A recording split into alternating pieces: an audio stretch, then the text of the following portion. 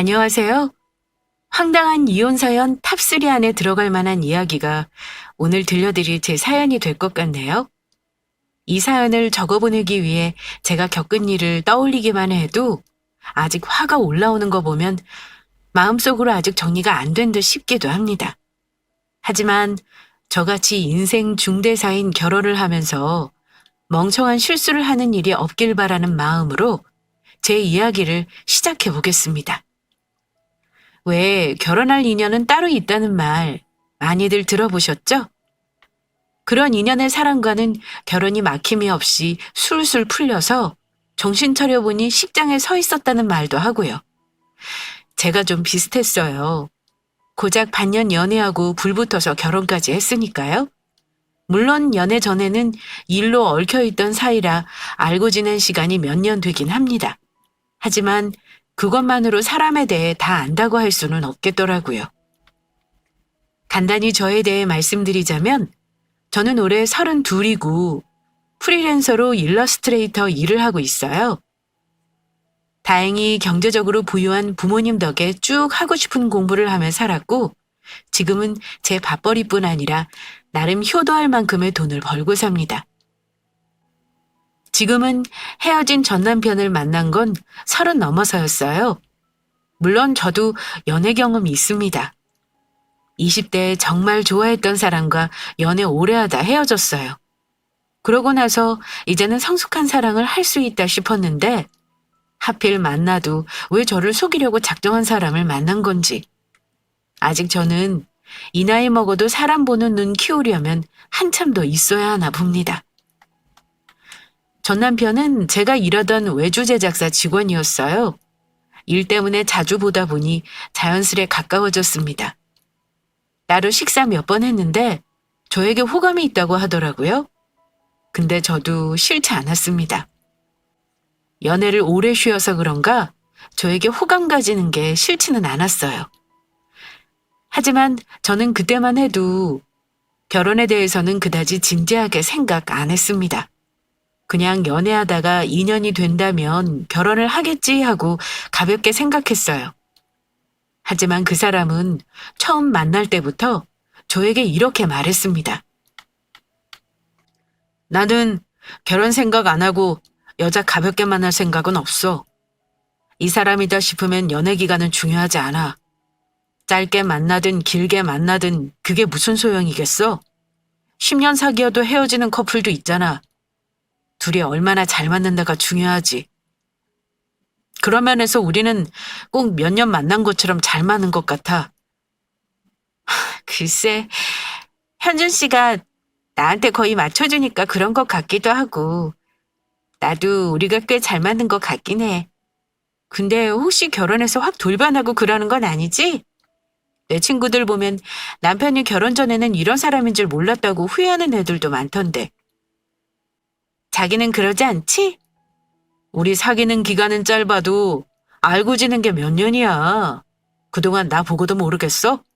나는 결혼하면 가정에만 진짜 충성하고 잘할 사람이야. 자기 입으로 저렇게 큰 소리를 치면서 가정에 충실한 사람이라고 자화자찬하기도 했습니다.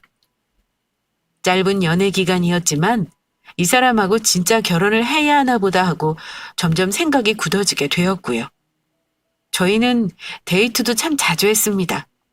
다행히 집이 서로 가까워서 거의 하루 걸러 하루 만났던 것 같네요. 뭐 남들 하는 데이트랑 다를 것 없었습니다. 그런데 단 한 가지 좀 이상했던 게 있긴 했어요. 남자친구는 데이트하는 도중에 간혹 엄마 전화를 받으면 2~3시간 자리를 비우거나 때로는 저를 집으로 돌려보내기도 했습니다. 한두 번은 급한 일이 있나 보다 했어요. 그런데 꽤나 자주 빈번하게 급히 집에 가길래 제가 이유를 물었던 적이 있어요. 혹시 집에 무슨 일 있는 거야? 지난번에도 그렇고 자기 어머니 전화 받고 급하게 가는 것 같길래 무슨 일인데 그래? 그런데 제 물음에 그 사람은 동공의 지진까지 일으키며 대답을 망설이더군요. 그러더니 잠시 침묵 끝에 하는 말이 이랬습니다. 사실은 내가 우리 엄마를 가끔 도와드려야 할 때가 있어. 엄마가 거의 집에 계시는데 가끔 밖에 일 보시려면 누군가는 집에 있어야 하거든. 나중에 우리 집 인사 가게 되면 그때 말해줄게. 그때 뭔가 이유가 있구나 생각은 했지만 굳이 억지로 캐묻지 않고 넘어갔습니다. 그때는 그냥 집에 급한 일이 있나 보다 하고 대수롭지 않게 여겼어요. 마침 사귀는 중에 추석 명절이 다가온 김에 예비 시댁에 작은 선물이라도 들고 인사를 드릴까 한 적이 있었어요. 그런데 그 사람이 굳고 사양을 하더라고요. 나중에 정식으로 인사하자면서요. 그때 좀 이상하다는 생각은 했습니다. 연애 초반부터 결혼하자고 하는 사람이 왜 가족에게 인사하러 가는 건 살짝 꺼려하나 싶었어요. 그런 남자친구와 달리 저희 부모님께 결혼하겠다는 말씀 드렸을 때 먼저 예비 남편 얼굴부터 보자고 하셨는데요. 나이가 찼다고 해서 급하게 갈 필요 없다고 하셨던 부모님이시지만 남자친구 보시고는 꽤나 마음에 들어 하셨습니다. 특히 시댁이 잘 사는 것도 마음에 들어 하셨던 이유 중에 하나였어요. 시댁은 다세대 주택 소유주로 맨 위층에 거주하셨고 아래층 4세대는 전부 세를 받고 계셨어요. 형제로는 복잡할 것 없이 위로 아직 미혼인 형이 하나 있었고 장남이 아닌 차남이라는 것도 마음에 들어 하셨습니다. 일단 예비 남편은 외모부터 참 멀끔했어요. 우리 집도 그리 못 사는 집이 아니고 양가가 비슷한 수준이었고 부모님 보시기에도 수월하게 결혼하겠다 예상하셨던 것 같습니다. 사실 저는 결혼할 때 부모님께 기댈 생각은 없었습니다. 결혼 자금으로 모은 건 아니지만 20대 초반부터 일을 하면서 1억 가까이 돈을 모아놓기도 했고 제 앞으로 월세 나오는 오피스텔도 하나 있었고요. 예비 남편과 경제 상황을 오픈했었는데 예비 남편은 사회생활을 아무래도 저보다 늦게 시작해서인지 모은 돈이 그리 많지는 않았어요. 저는 빚지는 걸 별로 좋아하지 않아서 제 소유 오피스텔에서 신혼을 시작할 생각도 했었습니다. 말로만 결혼하자고 하다가 막상 진짜 결혼 준비를 하다 보니 이런저런 걱정거리들이 많이 생기더라고요. 시댁의 인사를 앞두고 예비 남편은 자기 가족에 대해 이런저런 말을 해주었어요. 그때 예비 남편이 조심스레 털어놓은 얘기가 있었습니다. 내가 우리 집 가서 혹시 놀랄까봐 미리 말해둘 게 있어. 내가 2살 위 형이 있다는 건 알고 있지? 근데 우리 형이 사실 조금 아픈 데가 있어. 형이 있다는 건 알고 있었지만 아프다는 건 금시초문이었기에 살짝 놀랐습니다. 아프다고? 대체 어디가 아프길래? 그럼 그동안 가끔 자기가 급하게 집에 간 게 아프다는 형 때문인 거야? 말하자면 그래. 어디 몸이 아픈 건 아니고 우리 형이 마음이 좀 아파. 일상생활은 가능하지만 늘 옆에서 도움이 필요하거든. 몸이 아픈 게 아니면 뭐겠어요? 정신적으로 문제가 있다는 거죠. 그 사람 말로는 형이 정신지체가 있다고 하더군요. 하지만 심하지 않고 상급 정도라 일상생활이 가능하다며 저를 안심시키더라고요. 남자친구 얘기를 듣는데 솔직히 얘기하면 좀 놀랐습니다. 그리고 살짝 화도 났고요. 결혼하자고 재촉하던 사람이 왜 자기에게는 솔직하지 않았나 싶어서 속은 기분도 들었고요. 아마 어느 여자든 그랬을 겁니다. 하지만 남자친구는 자기 형 때문에 우리 결혼이나 생활이 침해받는 일은 절대 없을 거라면서 저를 안심시켰습니다. 제가 마냥 화를 낼 수는 없는 게요. 남자친구의 그 상황은 본인이 선택할 수 있는 게 아니잖아요. 가족이 장애가 있다고 해서 본인이 결혼을 포기하거나 행복을 포기한다는 것도 말이 안 되는 거고요. 그래서 저는 일단 부딪혀보기로 결심했습니다.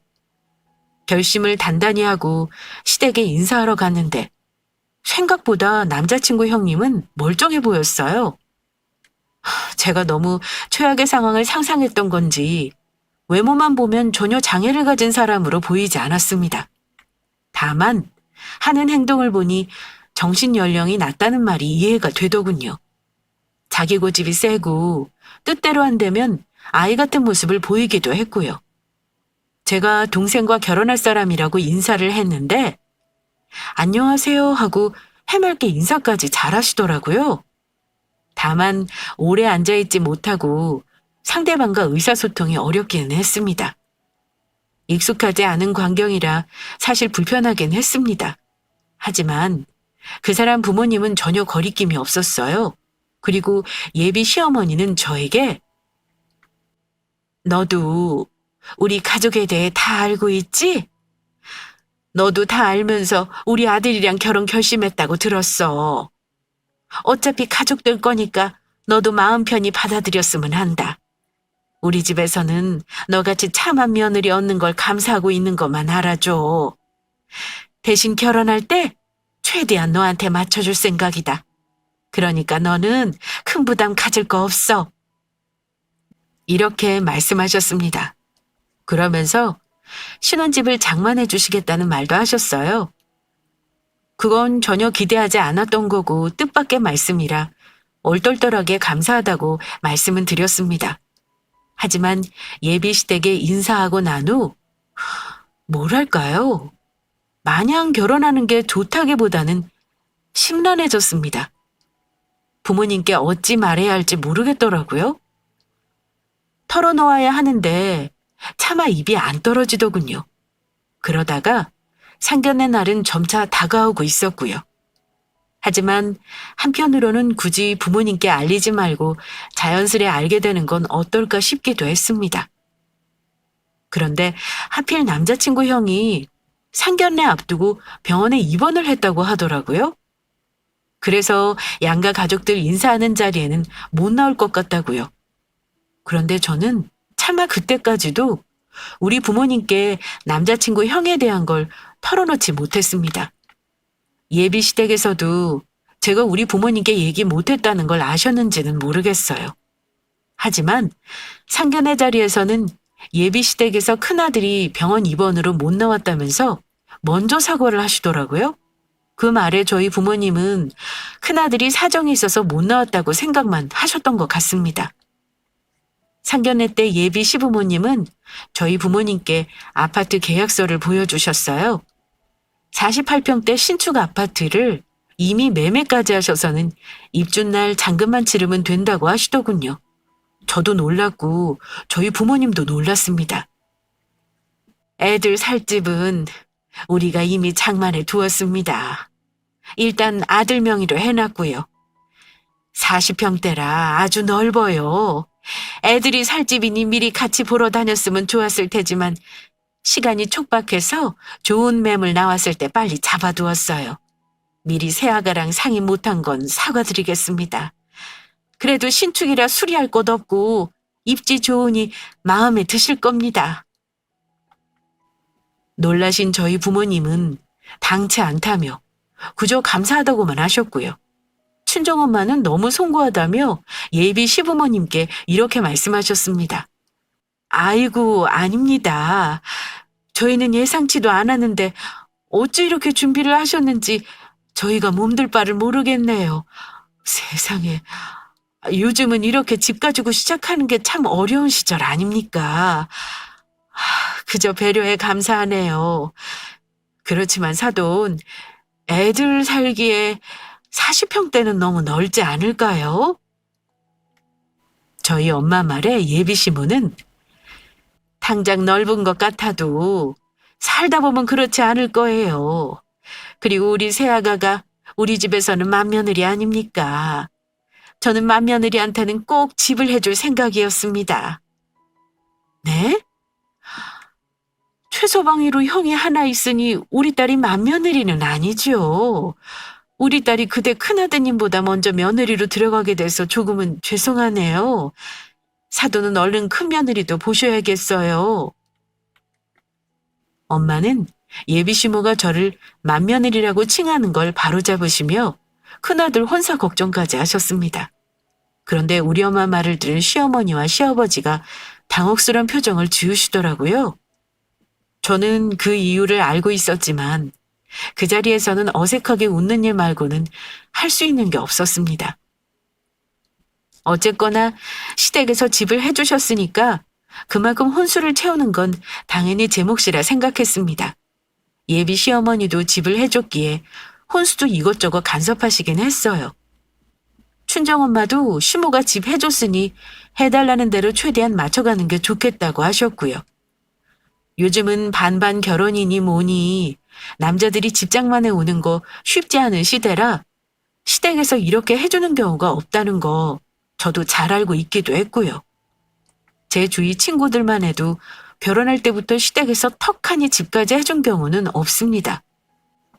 다들 대출 끼거나 전세거나 어렵게 집 얻어서 결혼하는 거 많이 봤어요. 그래서 그 부분은 정말 감사하게 생각하고 있었습니다. 어머니가 한 번은 제게 혼수를 어찌 장만할 건지 넌지시 물으시더라고요. 혹시 가구랑 가전 어찌 드릴지 생각해봤니? 아직 고민 중이에요. 처음에 장만할지 좋은 걸로 하고 싶어서 매일 눈팅만 하고 있지 뭐예요. 너 언제 보러 가기로 했어? 날짜 맞춰서 나도 너랑 같이 갔으면 하는데 어떠니? 어머니가 저랑 같이 혼수 물품 구경 가고 싶다는 말씀을 하셨습니다. 시어머니랑 혼수 보러 다니면 살짝 불편할까 걱정이긴 했습니다. 하지만 어쨌든 결정은 제가 하는 거라 생각하고 흔쾌히 같이 보러 가자고 말씀드렸네요. 네, 좋아요, 어머니. 그럼 이번 주말에 같이 가보실까요? 힘든데 이리저리 돌아다녀봤자 다 거기서 거기야. 혼수라는 게 그래. 대부분 처음에는 다 좋은 걸로 장만하려고 하지 않겠니? 그럴 바에는 발품 팔면서 괜히 고생하지 말고 백화점에서 한 번에 장만하는 게 좋아. 많이 장만하면 상품권 할인도 받을 수 있고 비싼 것 같아도 훨씬 이득일걸? 어머니는 굳이 힘들게 발품 팔 필요 없이 백화점에서 한 번에 장만하라는 조언을 하시더라고요. 제 스타일에 맞지는 않지만 어쨌든 어머니랑 보러 가는 거에 의의를 두려고 했습니다. 솔직한 제 마음은 가구나 가전은 제 취향대로 하고 싶었어요. 그래서 어머니랑 가면 대충 눈으로 구경만 할 생각이었어요. 하지만 어머니와 약속한 날, 제 생각과는 전혀 다른 방향으로 일이 흘러가기 시작했습니다. 저는 어머니 의견 존중해서 백화점에서 먼저 구경해보기로 했는데요. 옆에서 조언만 하실 줄 알았던 어머니는 전혀 다른 태도로 돌변하셨습니다. 어머, 얘 이것 좀 봐라. 니들 안방에 세트로 들여놓으면 딱이겠구나. 수입이라 아주 튼튼해 보이고 디자인도 안 질릴 것 같은데 넌 어떠니?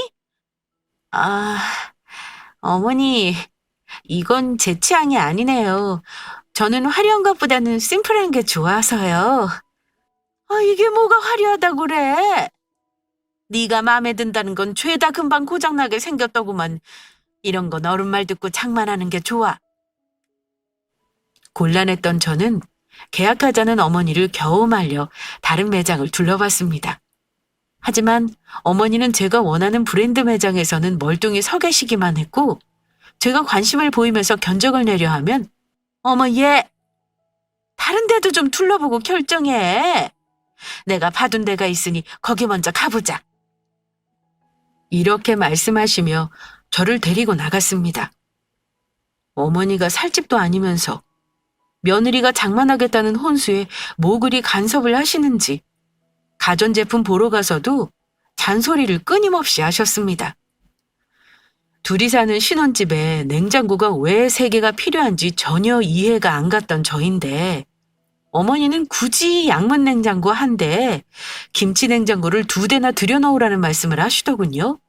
심지어 세탁기, 건조기 등등 원하는 제품을 사진으로 미리 저장해 오셔서는 저에게 그 제품으로 했으면 좋겠다고까지 말씀하시기까지 했습니다.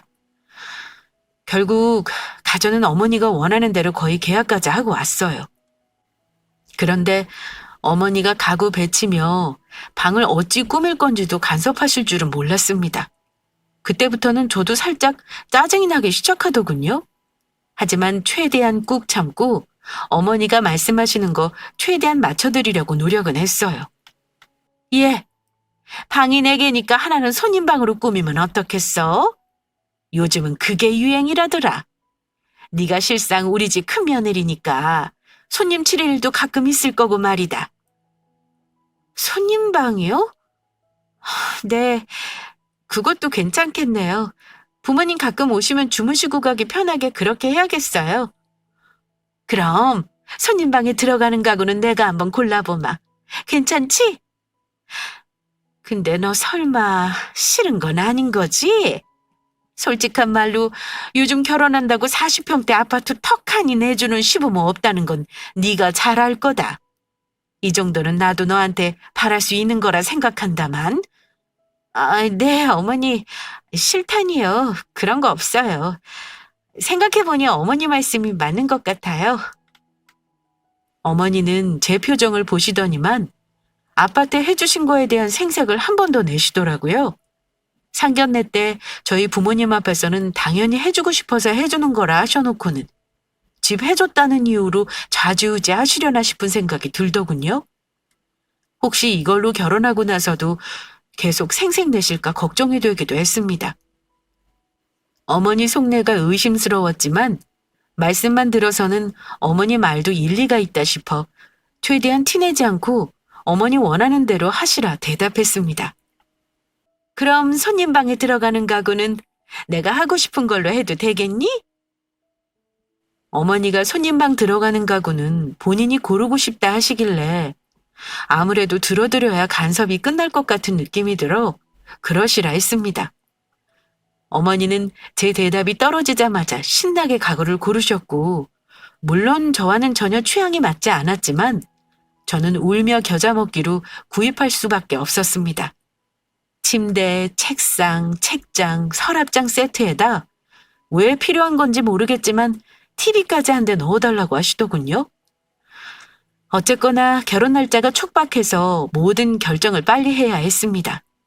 그래도 다행인 것이 신혼집이 안정적으로 마련되고 나서는 다른 건 돈만 있으면 되는 문제라 그다지 어려울 것도 없었습니다.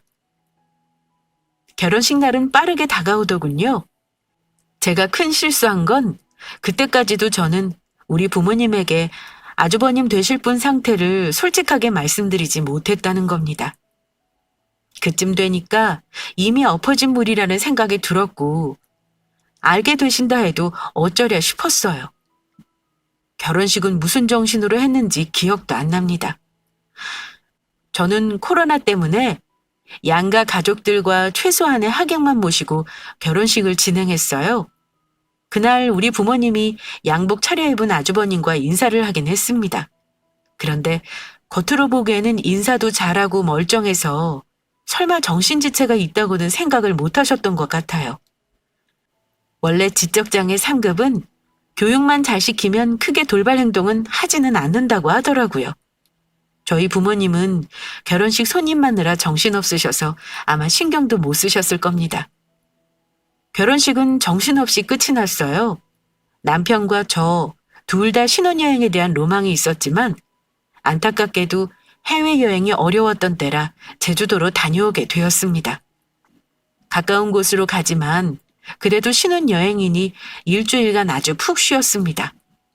우리 부부는 신혼여행 다녀와서 바로 신혼집으로 갈 계획이었어요.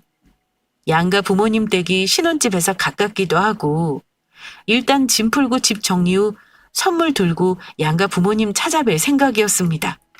그런데 신혼여행 마지막 날 시어머니가 저에게 이러시더라고요. 예, 아가. 집으로 바로 오지 말고 네 친정 가서 부모님 인사 먼저 드리고 하루 자고 오는 게 어떠니? 나는 상관없으니까 친정 부모님 인사 먼저 드리고 천천히 와. 굳이 안 그래도 되는데요, 어머니. 저희 부모님은 전화만 드려도 괜찮아요? 그래도 그게 아니다. 예전에는 신혼여행 다녀오면 무조건 친정 가서 인사 먼저 드리고 시댁에 오는 게 관례였어. 내 말대로 해. 아마 네 부모님도 좋아하실 거다. 어머니가 굳이 친정에 들렀다 오라고 하시기에 그 말을 따르기로 했습니다.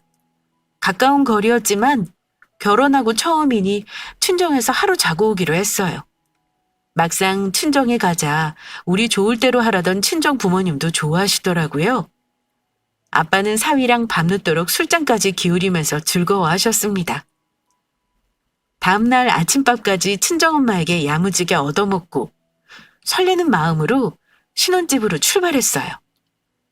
신혼집은 제가 결혼 전에 부지런히 드나들며 살림 정돈을 해두었어요.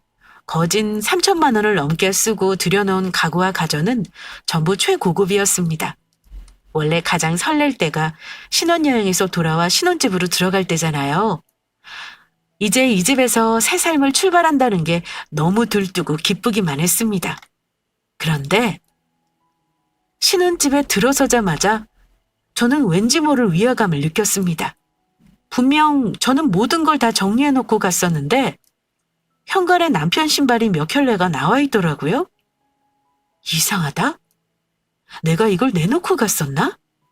하고 신발장에 정리를 다시 해놓고 집 안으로 들어왔는데 이상하게 제가 정리정돈해놨던 집안이 조금씩 흐트러져 있었습니다. 어머, 자기야. 우리 집에 혹시 누가 왔었나? 내가 저런 과자 봉지랑 그릇 같은 거 꺼내놓는 적 없는데 왜 나와 있는 거지? 자기 신발도 나와 있고 이상해. 놀란 제가 남편에게 말했는데 남편은 대수롭지 않게 대답했습니다. 아마 우리 엄마가 오셨었겠지. 엄마가 우리 제주도에 있을 때 냉장고 채워넣으시겠다고 비번 물어보셨던 적이 있어. 그때 오셨었나 보네. 아, 그랬구나. 깜짝 놀랐네. 남편 대답에 저는 마음을 놓고 짐 정리 후 샤워까지 마쳤습니다. 편하게 씻고 남편과 거실에서 맥주를 마실 작정이었습니다. TV를 틀어놓고 간단히 안주를 준비해 쉬고 있을 때였습니다. 갑자기 쿵 하는 소리가 작은 방 쪽에서 나는 겁니다. 작은 방?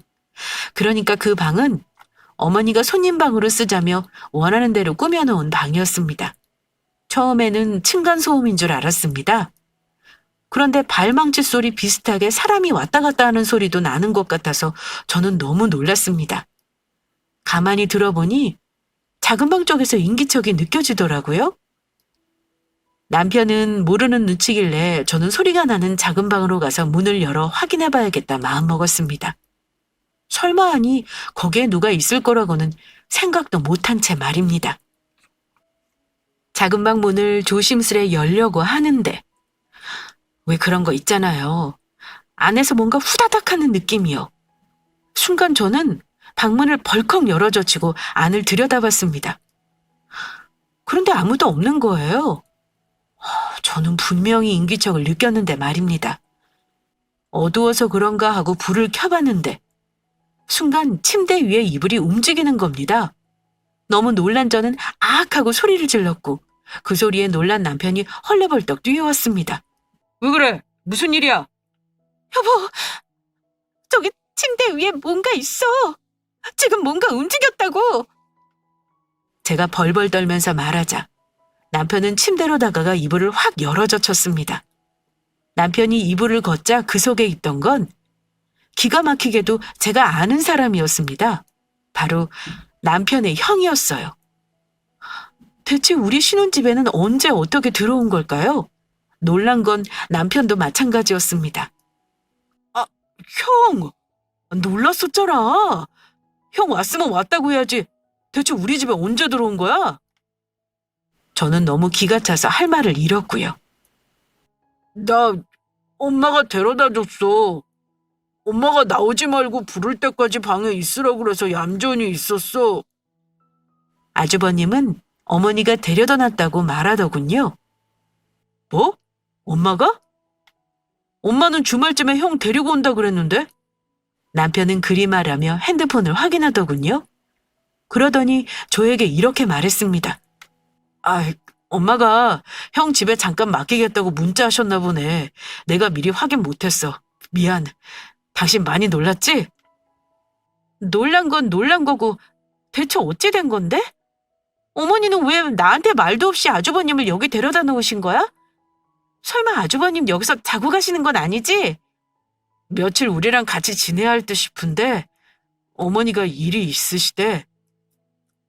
남편은 이렇게 얼버무리며 자기 형을 챙기더라고요. 근데 저는 뭔가 이상한 느낌이 들었습니다. 당신은 이게 상식적으로 이해가 가? 우리 오늘 신혼여행 다녀왔어. 근데 아무 말 없이 정상도 아닌 아주버님을 이렇게 놓고 가신다고? 지금 놀란 게 문제가 아니야. 당신 결혼 전에 그랬잖아. 형 때문에 우리 결혼 생활 지장받는 일 없을 거라고. 근데 대체 이게 뭐야? 당장 어머니 댁으로 아주버님 데려가. 그러자 남편은 한숨을 쉬며 자기야, 내 말 좀 들어봐. 지금 당장 형을 데려갈 수는 없어. 사실 솔직히 말 못한 게 하나 있어. 화내지 말고 잘 들어? 아, 나도 천천히 말할 생각이었는데 우리 엄마가 이렇게 형을 집에 놔두고 가실 줄은 몰랐네. 암튼 내가 이제는 숨김없이 다 말할게. 남편은 저에게 말 못한 게 있다며 뭔가를 털어놓기 시작했습니다. 사실 이 집 말이야. 당신 이 집 얼마짜리인지 알지? 우리가 벌어서 사려면 10년은 더 모아서 사야 하는 집이야. 근데 엄마가 결혼 전에 집을 사줄 테니 이제는 형을 보살피는 짐을 덜게 해달라고 부탁하시더라. 뭐? 짐을 덜게 해달라니 그게 무슨 말이야? 무슨 말이긴. 형을 이날 이때까지 보살피느라 우리 엄마도 많이 힘드셨을 거야. 물론 우리는 경제적으로 풍족했으니 그나마 상황이 나았던 거지만 집에 온전히 못한 사람이 있다는 게 참 힘든 일이거든. 그래서 나는 결혼하면 엄마 짐 덜어드리고 싶었어. 그래서 이 집 받는 조건으로 형을 내가 돌보기로 한 거고. 물론 매일 본다는 건 아니야. 우리 형도 낮에는 데이케어 센터에 가니까 저녁 시간만 내가 책임지면 되는 거거든. 남편이 하는 말은 이 집을 어머니에게 받는 대신 자기 형을 돌보는 짐을 어머니와 나눠지겠다는 거였습니다. 그걸 나랑 상의도 없이 혼자 정하고 나랑 결혼까지 했다는 거야? 당신 어머니도 웃긴다. 나한테는 이 집을 해주는 것처럼 얘기하시더니 정작 당신하고는 그런 말이 오고 갔던 거네? 나는 전혀 모르고 있었던 거고? 정말 어이가 없다. 누구 맘대로 그렇게 해? 나는 절대 싫어. 내가 왜 당신 형을 졸지에 책임져야 하는 건데? 웃기는 소리 하지 마. 나 이대로는 못 살아. 당장 당신 어머니 오시라고 해. 남편은 형이 같이 산다고 해서 우리가 힘들 것도 별로 없다는 개소리를 했습니다. 하지만 저는 곧장 시어머니에게 전화를 했습니다. 그런데 시어머니는 뻔뻔하게도 지금 일이 있다며 내일 내 아들 집으로 가겠다는 말을 하는 겁니다. 저는 어머니가 내 아들 집이라는 말을 하는 거 보고 뒤통수를 맞은 듯 기분이 멍했습니다. 그날 저는 짐을 싸두고 도로 친정으로 와버렸어요. 도저히 그 집에서 남편과 아주버님과 하룻밤을 지낼 수가 없겠더라고요. 저희 부모님은 저를 보고는 귀신 본 것처럼 놀라셨어요. 그날 아침에 밥 먹고 신혼집으로 간 딸이 저녁에 짐을 도로 싸들고 왔으니 얼마나 놀라셨겠어요? 저는 어머니에게 자초지정을 말씀드렸습니다. 그랬더니 저희 부모님도 노발대발하셨습니다. 세상에, 그 집안 정말 어이가 없는 집안이구나. 대체 너는 그 집 형이 지적장애가 있는 거 알면서 왜 엄마한테 말을 안 한 거야? 진작 말만 했어도 이런 일은 없었을 거 아니니?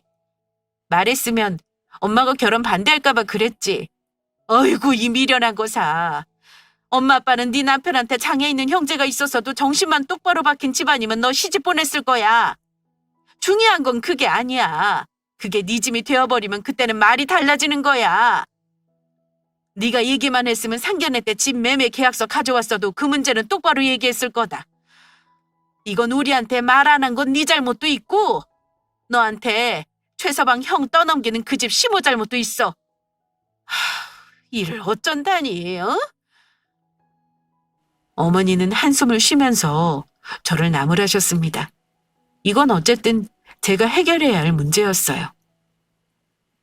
이미 마음속으로는 남편과 정리해야겠다고 마음먹었습니다. 아무리 생각해도 저를 속인 건 용서가 안 되었고요. 저는 솔직히 말해 남편 형을 온전히 감당할 자신은 없었습니다. 만약에 결혼 전에 형을 책임져야 한다는 말을 미리 했더라면 저는 아마 결혼을 선택하지 않았을 거예요. 제가 장애 있는 사람을 가족으로 둔 분들에게 편견을 가지고 있는 건 아닙니다. 다만 이게 제 생활이고 저의 삶이 되면 그건 자신이 없다는 말씀을 솔직히 드리는 거예요. 저는 그 다음 날 남편과 어머니 연락받고 신혼집으로 갔습니다. 갔더니 아주버님은 없었고 남편과 어머니만 있더라고요. 저는 이미 마음을 먹었고 남편과 시모에게 짐을 빼겠다고 할 참이었습니다. 화도 나고 심란했지만 어쨌든 지적장애를 둔 어머니 마음은 더 참담하겠다 싶어 최대한 좋게 끝내고 싶었습니다.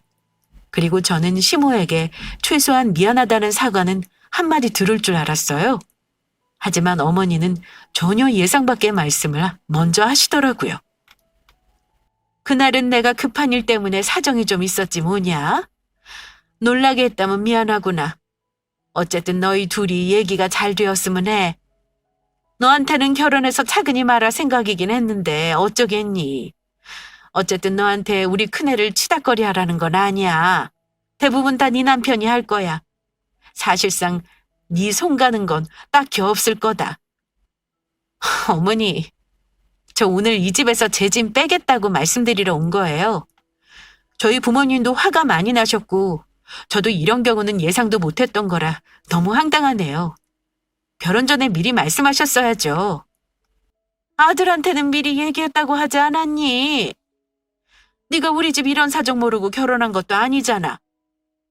그러니까 내가 이런 7억이나 하는 넓은 집을 사준 거지. 너는 그럼 그냥 꽁으로 집을 얻은 건 줄 알았니? 너는 결혼 잘한 줄 알아야 해. 요즘 누가 이런 넓은 집을 신혼집으로 사주겠니? 이런 시댁은 눈 씻고 찾아봐도 없어. 알겠니? 아니요? 중요한 건 집이 아니에요. 저는 남편 형의 존재는 알았지만 제가 떠안을 짐인 줄은 몰랐어요. 이 경우는 전혀 다른 거예요, 어머니. 제가 따지고 들자 어머니는 같이 언성이 높아지시는 듯 하다가 이내 다시 차분한 어조로 말을 이어가더군요. 예, 이제는 결혼까지 했는데 어쩌겠어. 내가 성급하게 군 건 미안하다고 하잖아. 그냥 앞으로 잘 지내는 게 중요하지 않겠어? 네가 정 싫다면 이 집 아들 명의에서 너랑 공동으로 바꿔주마. 그럼 나는 나중에 이 집 팔아도 몇 억이 네 몫이 되는 거야. 우리 큰아들이 장애가 있긴 하지만 컨트롤만 잘하면 그렇게 힘들 것도 없어. 그 정도만 해주고 이 집이 내 거 되는 거잖니? 잘 생각해봐. 나중에 우리 재산 다 누구한테 주겠는지도 잘 생각해보고. 이제는 그 집을 공동명의로 해주겠다는 말과 함께 재산까지 주겠다며 마지막 카드를 내보이더라고요. 죄송하지만 어머니, 저는 이 집 7억이 아니라 20억이라도 이런 건 싫어요. 어머니가 아주버님 때문에 얼마나 애끓는 삶을 사셨는지 저는 감히 모르겠죠. 어머니 힘드셨다는 건 충분히 이해해요. 하지만 저한테 사전에 말도 없이 이렇게 아주버님을 맡기시는 건 받아들일 수 없어요. 저는 분명 속아서 결혼했어요. 제가 해온 혼수 이번 주 내로 뺄 거니까 그런 줄 아세요. 이제 보니 어머니가 저 가구랑 살림 마련할 때 왜 그렇게 참견질 하셨는지 알겠네요. 남편은 화내는 저를 자기 엄마처럼 회유했습니다. 여보, 이미 우리 결혼했잖아. 당신 이대로 우리 결혼 쪽내고 나서 뒷감당할 수 있겠어? 지금 당장 받아들이기 힘들면 차라리 시간 갖자. 당신 잘 생각해봐. 우리 형 어차피 재산 물려받아도 쓰지도 못해. 우리 부모님 재산 나중에 다 우리 거 될 건데 그래도 싫어? 나도 돈이라면 있을 만큼 있어. 우리 부모님한테 물려받을 재산도 남부럽지 않게 있으니까 그딴 걸로 나 회유할 생각하지 마. 지금 이게 돈으로 해결할 문제야? 사람 하나를 온전히 책임지는 문제잖아. 그리고 잊었어? 우리 결혼식만 했지 혼인신고 안 했어. 한마디로 아직 남남이란 뜻이야. 내가 해온 거 정확히 계산해서 청구할 거고 짐 빼버릴 거니까 너는 너대로 정리할 생각이나 해. 저는 그 말을 해주고 그 집을 나와버렸습니다. 신혼집이랍시고 잔뜩 살림만 들여놓은 채 하룻밤 자지도 못하고 저는 그렇게 신혼생활을 끝냈습니다. 초고속 이혼이요? 저는 초고속 결혼 종료했습니다. 그나마 혼인신고 안 한 게 그렇게나 위안이 되더군요. 그 뒤로 친정에 와 있는데도 남편 놈이 찾아와 우리 부모에게 욕을 바가지로 얻어먹기도 했습니다. 저희 부모님은 제 선택을 존중하겠다고 하셨고요. 저한테 한 것처럼 집 명의 들먹거리며 우리 부모님까지 회유하는데 엄마가 딱 한마디 하셨습니다. 솔직한 심정으로는 자네를 당장 사기로 고소해버리고 손해배상 청구까지 하고 싶은데 참는 건 줄이나 알게. 내가 참는 이유는 딱 하나야. 자네 엄마가 자네 형 키우느라 피눈물 흘렸을 거 그거 생각해서 참는 거네. 내 딸만 생각했으면 진즉에 경찰서 갔어. 이만큼 얘기했으면 제발 알아듣고 다시는 찾아오지 말게. 결혼 무르는 거 그깟 거 어려울 거 하나 없어. 혼인신고도 안 했으니 둘이 안 보고 안 살면은 그만인 일이야. 엄마 말 듣고 나서는 그 사람도 저에게 더 이상 구구절절 매달리지는 않더군요. 저는 차근히 제 짐을 정리했고 그 인간과의 모든 인연을 끊었습니다. 혹시 저에게 장애 가족이 있는 집안에 너무 심하게 한 거 아니냐 할 수도 있는데요. 분명 말씀드리지만 저는 남편 형의 지적장애를 알고 결혼했습니다. 물론 제가 부모님께 사실대로 말씀 못 드린 큰 잘못은 했지만요. 생각이 짧았던 부분은 모두 저 스스로 감당하는 게 100번 1000번 맞아요. 하지만 제가 그 사람과 안 살겠다고 결심한 건 아주버님의 장애 때문이 아닙니다. 남편 형은 그댁 부모님의 자식이지 제가 책임질 대상은 아니라고 생각해요.